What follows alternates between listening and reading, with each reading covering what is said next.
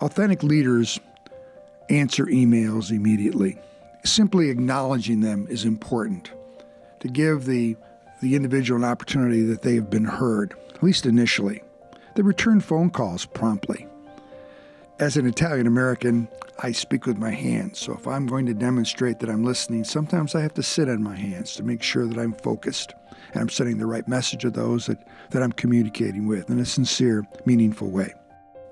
My name is Pat Bosco, formerly Vice President, Student Affairs, Dean of Students at Kansas State University.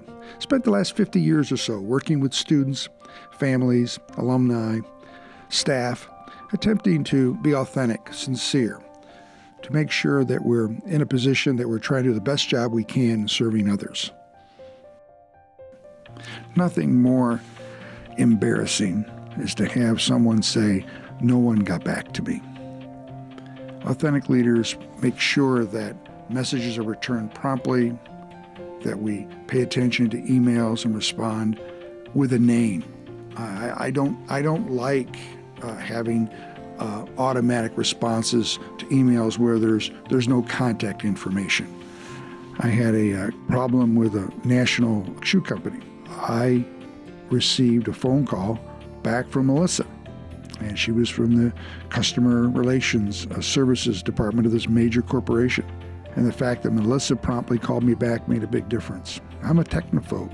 So when she said, "Well, you can go to our website and fill out your complaint and we'll make sure that we take care of it," I said, I'm going to have trouble filling that out.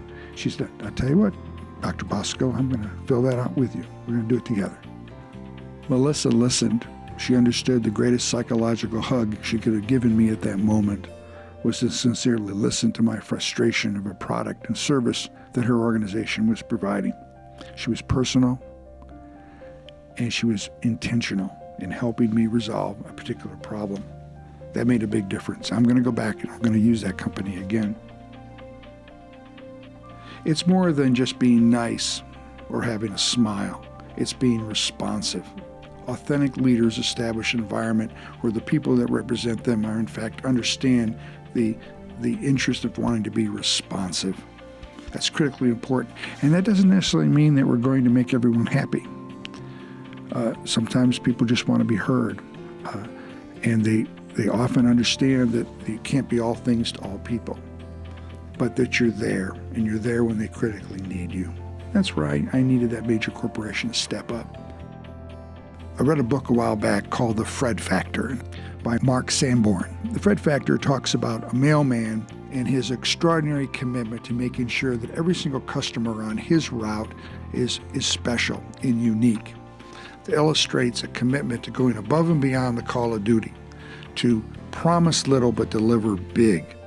We would train our campus tour guides, and frankly all of our student leaders, when asked for directions on campus, never to point. To actually physically take a prospective student or a visitor or someone asking for directions, to physically take them to the building and to the office they were asking about. That was our way of making sure that we went above and beyond the call of duty. It's more than a smile. It's a commitment to solving a problem and being there when someone needs you.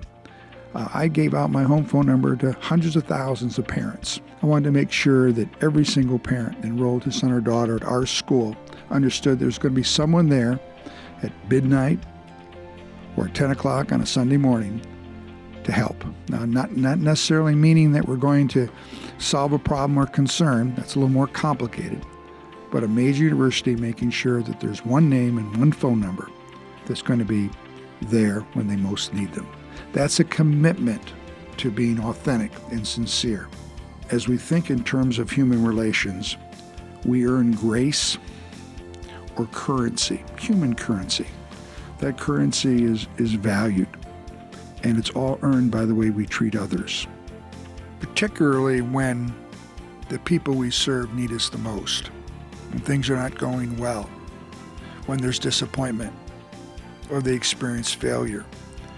It's important that if we're going to be committed to a supportive environment, it's imperative that we're there when we win, but also when things are not going well. That's how we build grace, trust. That's when authenticity shows its true colors.